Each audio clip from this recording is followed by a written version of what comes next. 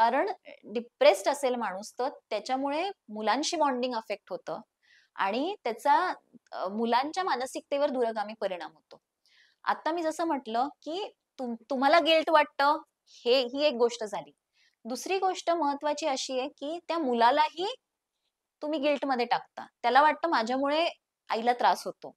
हे त्या मुलाच्याही मनात रुजतं आणि त्याचबरोबर त्याचं सेल्फ एस्टीम, स्वतःबद्दलची जी भावना आहे, तीही त्याच्यावरही परिणाम होतो. त्याला वाटतं, की अरे माझी आईच माझ्यावर प्रेम करत नाही, तर मी प्रेमाच्या लायक नाही.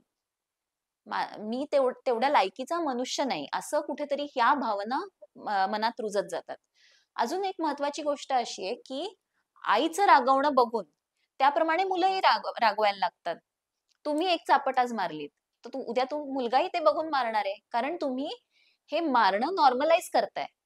तुम्ही त्या मुलाला सांगताय, की मारणं इज ओके. मग तो उद्या तुम्हाला मारणार, उद्या बाहेर 4 मुलांना मारेल आणि मग तुम्ही का रागवता? अशा वेळेला तुम्ही त्या मुलाला घेऊन येता मानसोपचार तज्ञांकडे, की अहो हा खूप चिडतो, हा खूप रागवतो.